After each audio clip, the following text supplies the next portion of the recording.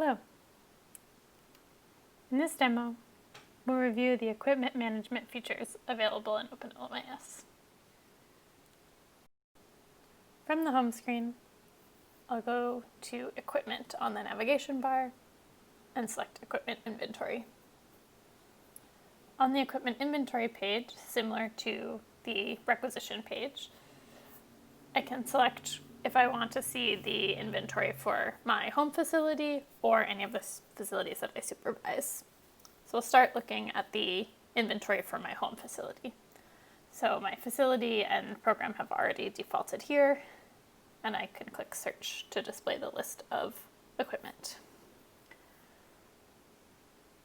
Once the equipment is displayed, I can see a number of details about each device, including the serial number, reference name, make and model, the type of equipment, so we have 2 ventilators listed at this facility, the functional status, as well as the last time that the equipment inventory for this particular device was updated.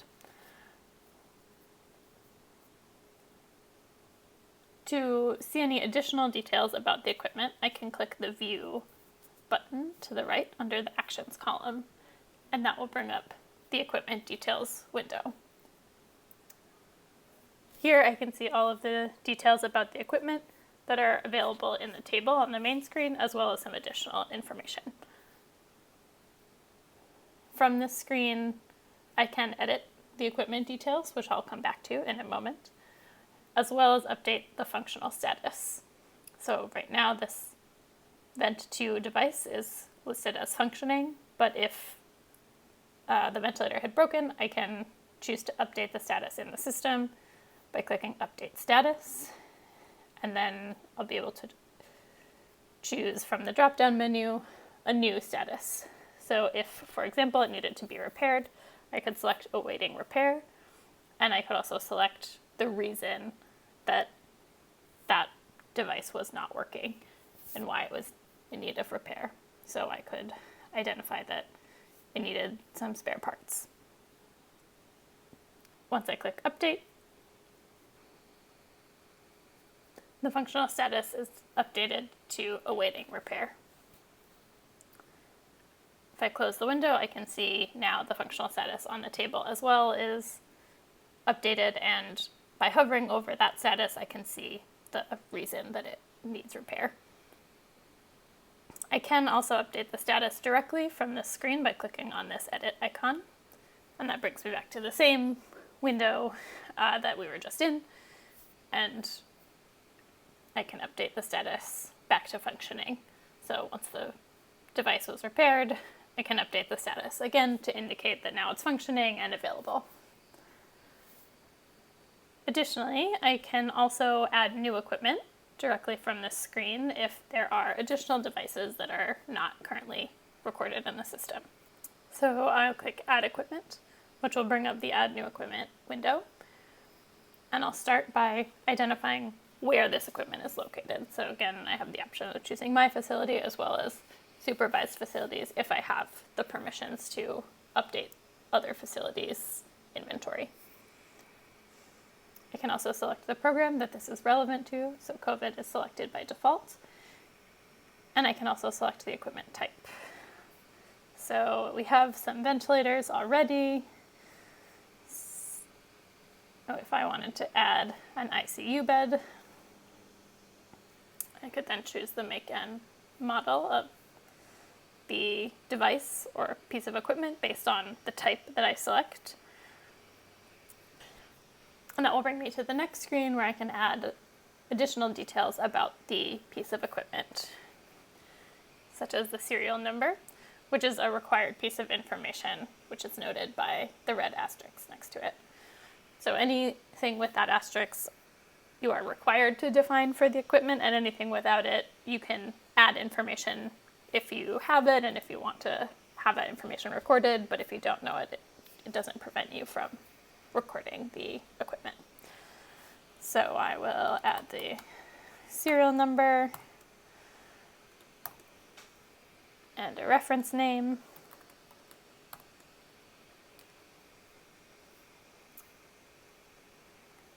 And then I can move on to say that the equipment is active, was installed just this year. If I know the source, so if this came from the ministry, for example, I can identify that it's from the ministry. And then there are a number of additional details such as warranty expiry and other equipment specifics that I can add if desired or if applicable. And so for any of these additional fields, though they are required, if it doesn't apply to the specific type of equipment, you can note that it's not applicable.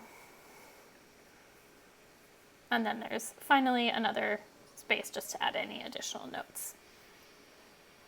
Once you've defined all of the details for the equipment, you can click Save. And that will allow you to set the functional status for the new equipment.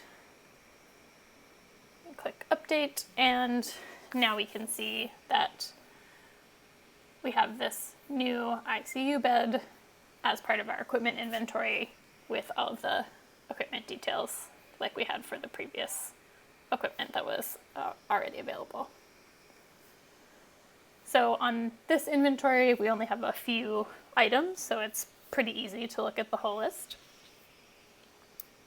If you had a longer list though, and perhaps multiple pages of equipment to look through, you can use the filter option to look at equipment only based on a certain functional status. So if you, for example, only wanted to see the equipment that was waiting for repairs because you wanted to know what needed your attention, what needed to be fixed, you could select the awaiting repair status and click search, and now we see that there's no items in our inventory that are awaiting repair, which is great. They were all listed as functioning, so if we did select functioning, we would see them all again. And if I wanted to clear that filter, I just click on the filter and then click on this X next to the drop-down menu and click search again to apply the updated filters or lack of filters.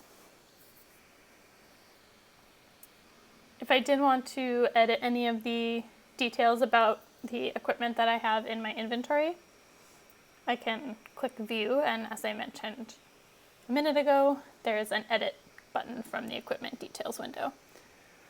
So if I click on Edit, I'm brought to the Edit Equipment Details window, which is very similar to the Add New Equipment Details. It just already is populated with the data that we had entered about this particular device or equipment before.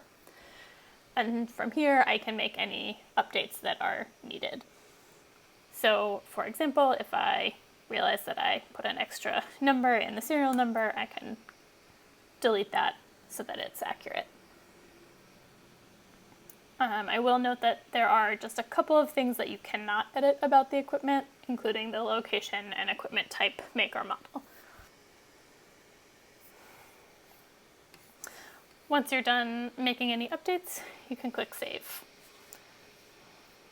And that information will now be reflected both in the Equipment Details window as well as on the main table in the Equipment Inventory page. So as I noted previously, we were looking at the inventory for my home facility. If I have access to the inventory for supervised facilities, which again is all based on my user permissions, I can also go in and select a supervised facility, and if I click search, then I'll see the inventory for that facility. Depending on the user permissions, I may only be able to view the information from the other facility. I may not actually be able to update or edit anything. And that concludes our equipment inventory demo, so I will log out of the system. And that wraps up our session.